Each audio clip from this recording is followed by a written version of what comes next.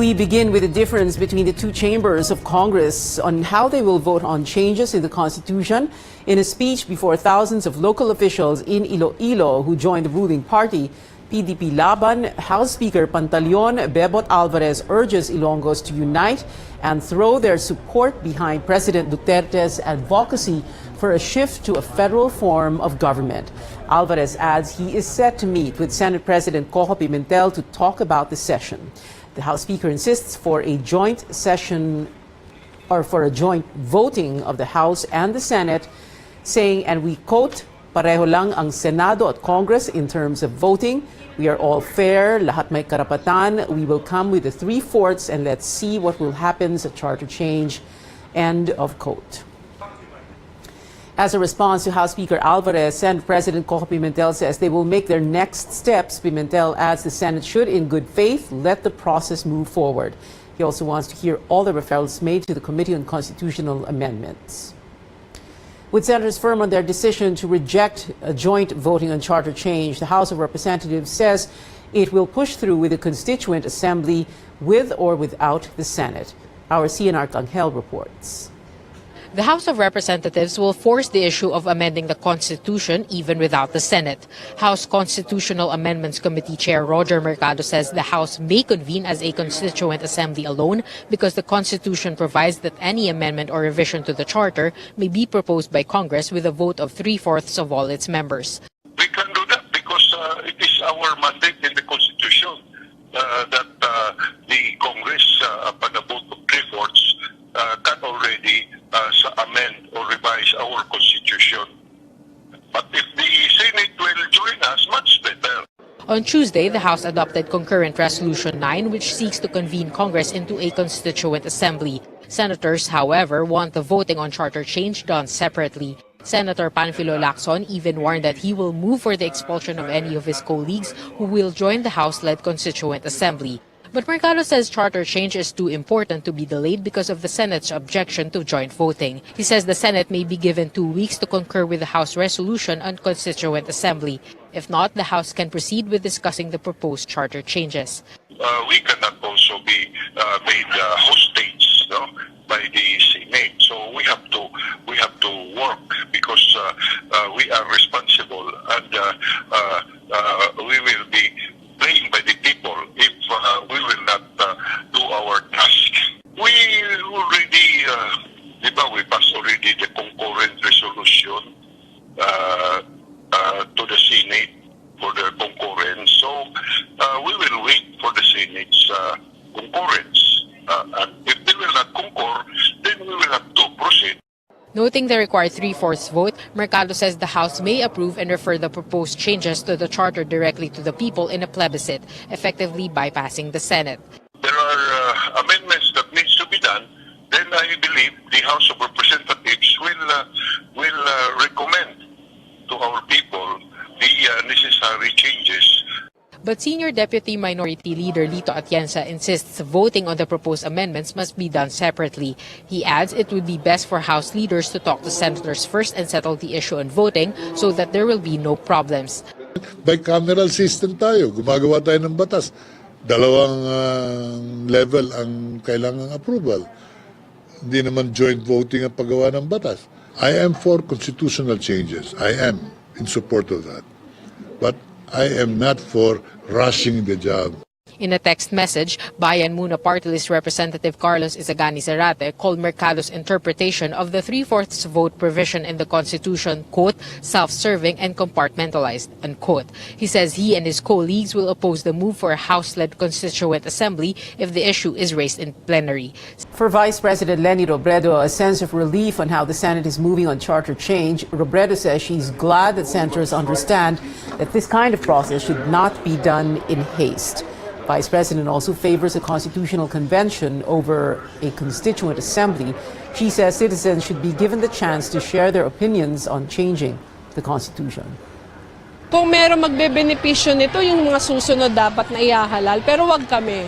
Kasi napakahalaga sa atin yung tiwala ng tao sa kanyang sa mga namumuno sa kanya. Pag wala yung tiwalang yon, hindi na ito yung tunay na representasyon. Kasi kaya nga tayo naghahalal, kasi yung hinalal natin, yun yung magdadala ng boses natin. Let's go above and beyond the headlines right now with House Speaker Pantaleon Bebot Alvarez. Speaker Alvarez, good evening. Thank you for joining us. Hi, Pia. Good evening. Well, sir, can you tell us, do you have a date set already for that meeting with Senate President Coco Pimentel?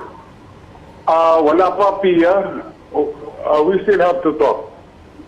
I see. And on the agenda, are you going to try and convince him to convince the rest of the senators to agree to a joint session and a joint voting?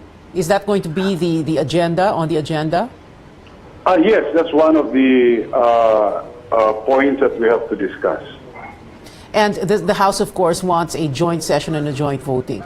But Well, however... if possible, yes, it's possible.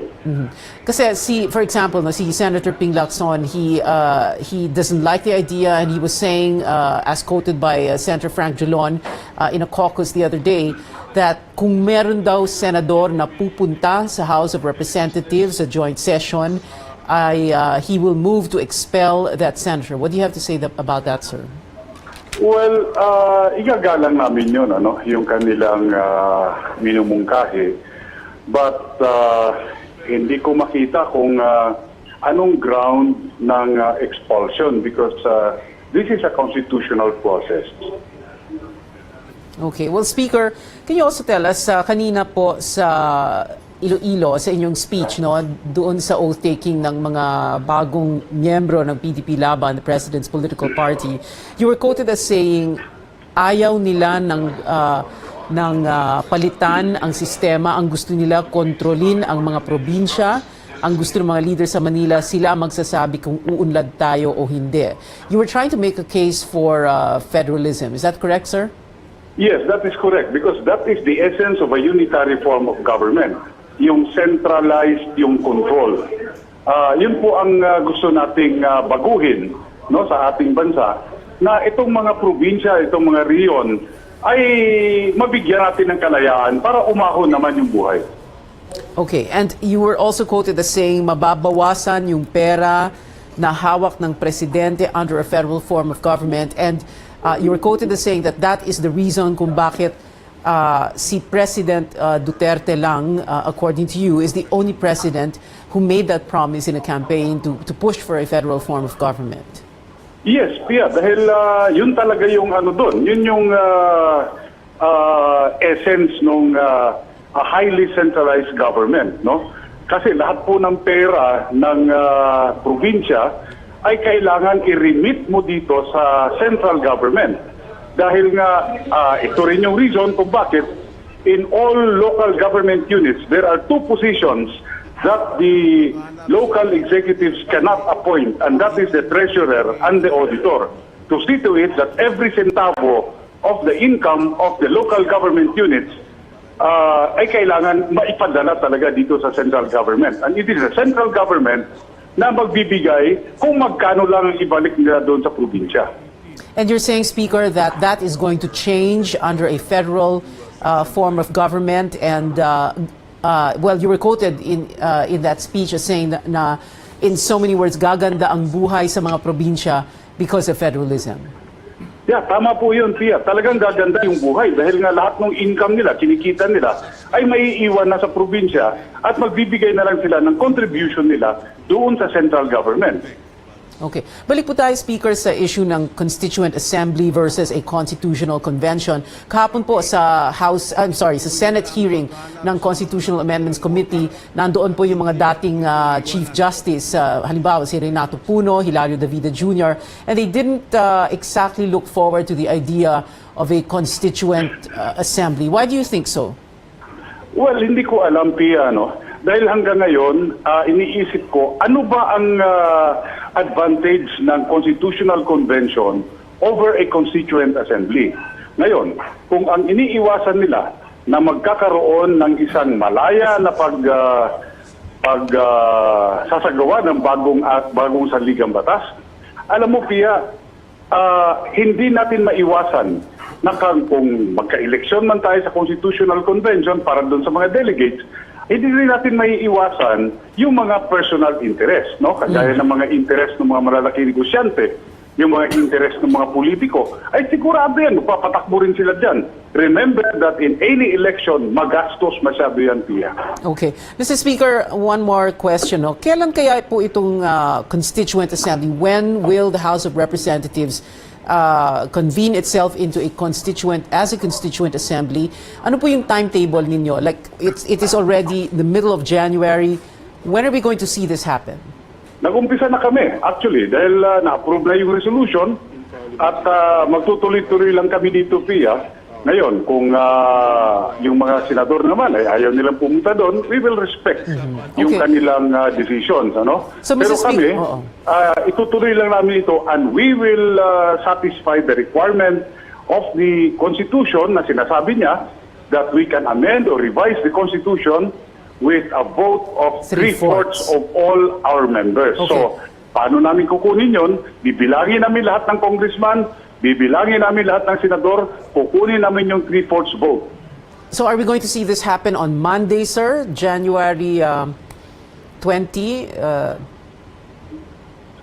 Hindi pa po dahil siyempre magkakaroon pa tayo ng public hearing, no? Didinggin natin lahat ng itong mga kung sino yung mga experts na pwede natin tawagin para mag-contribute sila doon sa kanilang mga ideas kung paano natin babaguhin yung ating saligang batas. So by the end of January or first week of Feb, second week of Feb, that is when we will see yung Constituent Assembly. Ganun po ba yun, sir? Well, as much as possible, Pia, talagang gagawin namin ito na madidinig namin ang lahat, no?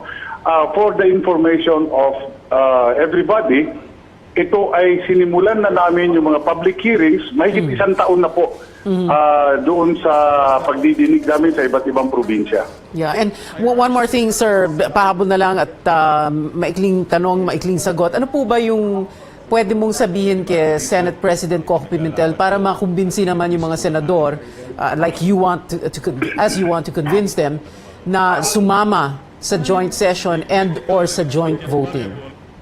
Well, para sa akin, Pia, no? Itong federalism, ito ay isa sa mga advocacies ng PDP as a political party.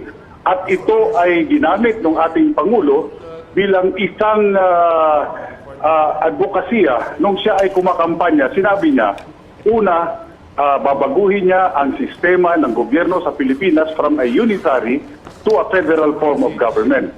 Pangalawa, yung paglaban sa illegal na droga.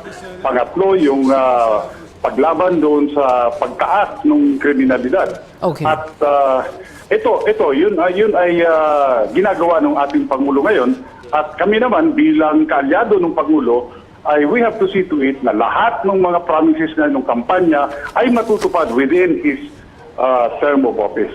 Speaker Bebot Alvarez, thank you, sir, for joining us this evening. Unfounded and unfair, that is how the Justice Department describes Rappler's statement on an investigation on the online news site.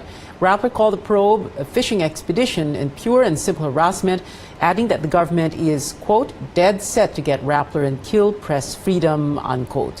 Justice Secretary Vitaliano Aguirre yesterday ordered the National Bureau of Investigation to conduct a case buildup of Rappler's possible violations of the Constitution and related laws. In his statement, Aguirre explains his order was never intended to interfere nor violate press freedom.